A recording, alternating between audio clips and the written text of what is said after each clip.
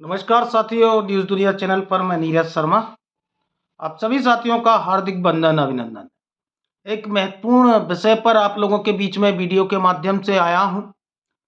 साथियों, लगातार न्यूज़ दुनिया चैनल ने बताया कि सहारा इंडिया की देश भर में ज़मीनें बताने वाले लोग और सहारा इंडिया देश भर में ये कहने वाली कि हमारे पास 3,500 एकड़ लैंड रिकॉर्ड है और ये सहारा की कॉर्पोरेट डायरी में इन्होंने पूरी चीज़ों को रखा। सहारा रियल एस्टेट हाउसिंग में ये ज़मीनों को बताया गया, लेकिन एक चरणबद्ध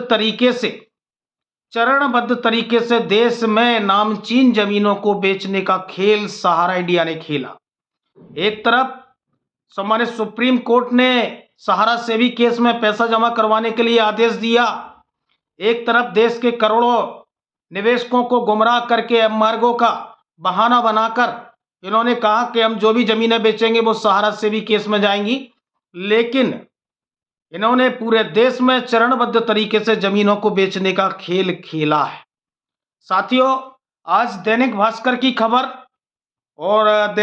की खबर है 22/12/2024 की, जिसमें लोकायुक्त ने एक बिल्डर के यहाँ छापा मारा और 3 बिल्डर के यहाँ छापेमारी कार्रवाई की गई, जिसमें सहारा की 200 करोड़ की जमीन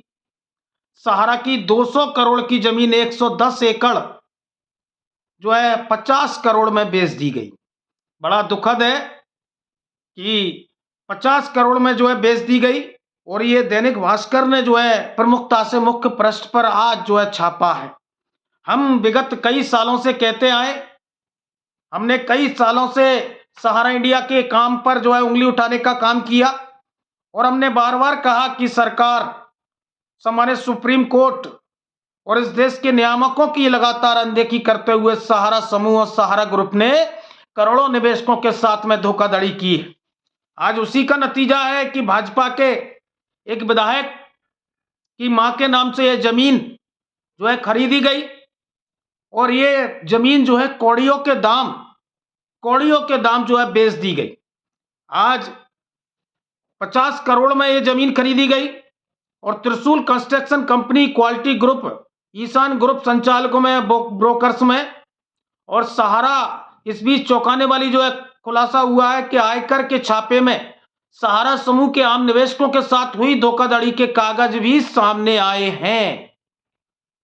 सहारा समूह के जिम्मेदारों की मिलीभगत से भोपाल में 200 करोड़ से ज्यादा की जमीन, 110 एकड़ जमीन मार्च 2022 में महज 50 करोड़ में बेच दी गई।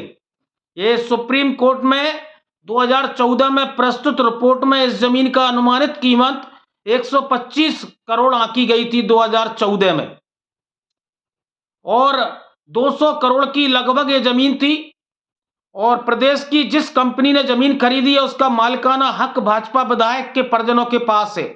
यह जमीन कोलार तहसील में मक्सी गांव में स्थित है और 11 मील बाईपास स्थित बेशकीमती जमीन मौजूदा कीमत 202 करोड़ एकड़ से भी ज्यादा है। हैरत की बात यह है कि सुप्रीम कोर्ट ने देश भर में सहारा इंडिया रियल एस्टेट और कॉरपोरेशन की संपत्तियों को बेचकर उससे प्राप्त राशि को सहारा सेवी केस में जमा कराने का आदेश दिया था, लेकिन सेवी के माध्यम से ये राशि आम निवेशकों को लौटाई जानी थी, लेकिन इस मामले में ऐसा नहीं हो पाया। यानी सुप्रीम कोर्ट की भी अनदेखी हुई है और भाजपा विधायकों की कंपनी सिनाप रियल एस्टेट ने इस जमीन की रजिस्ट्री के लिए मयंक चौबे को अधिकृत किया था और सहारा समूह की ओर से संतोष कुमार जैन ने सारी रजिस्ट्रियां मयंक चौबे, जो पूर्व मंत्री संजय पाठक के करीबी में गिने जाते हैं, उन्होंने ये जमीन खरीदी है। सहारा समूह ने केवल और केवल मध्य प्रदेश में जो फ्रॉड किया है जमीनों के, उसका एक वानगी है कि इंदौर, भोपाल, जबलपुर, कटनी में सहारा समूह की 1200 करोड़ की जमीन थी। इसमें 110 एकड़ एक देवास में, 110 एकड़ भोपाल में, 107 एकड़ देवास में और 103 एकड़ जबलपुर में और 161 एकड़ ग्वालियर में, इंदौर में 90 एकड़, कटनी में 99 एकड़ जमीन शामिल है।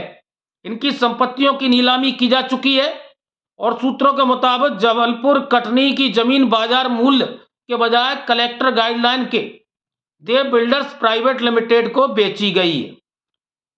ये कंपनियां सिनाप रियल एस्टेट से जुड़ी हुई हैं।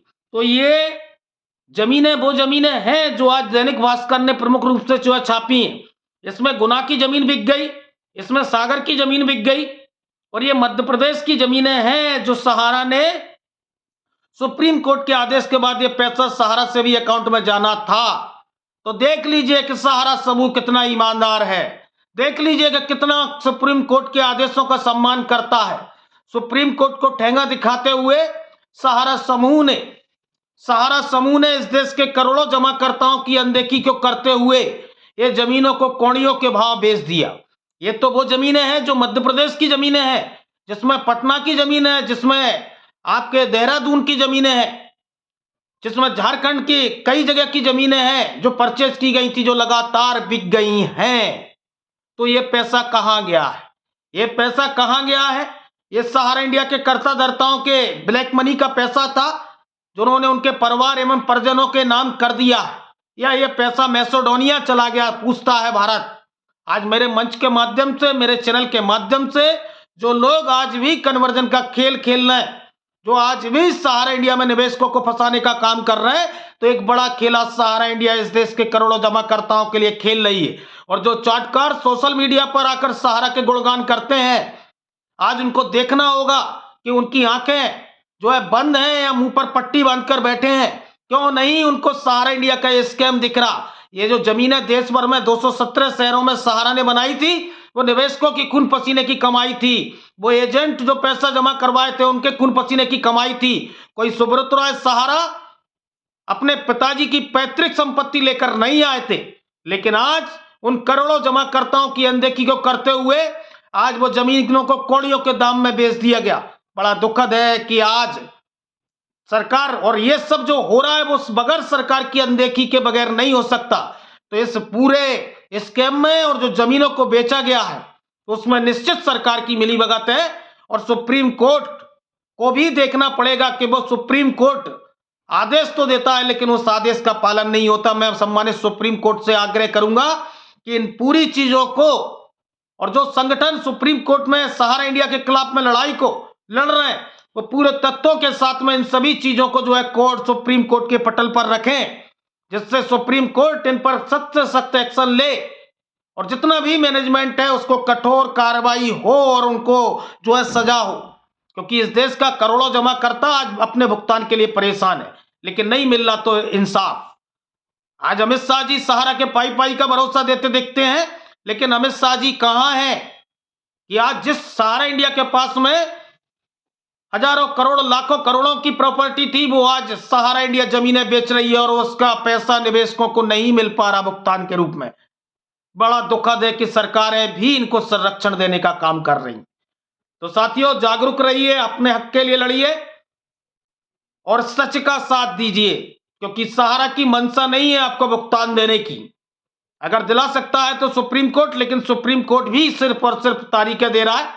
तो मैं आग्रह करूंगा सम्मानित सुप्रीम कोर्ट के निवेशकों के हित में आप आगे आए और उनको भुगतान दिलाने के लिए एक मानवीय पहल करें, क्योंकि करोड़ों जमाकर्ता आज भुगतान से परेशान है। और सरकार जिस तरह से वादा किया झारखंड के चुनावों में, तो सरकार अपने वादे को निभाने का काम करे। ज्यादा से ज्यादा लोग न्यूज दुनिया नीरज शर्मा यूट्यूब चैनल को लाइक एवं सब्सक्राइब करते रहे। बहुत बहुत धन्यवाद, आभार।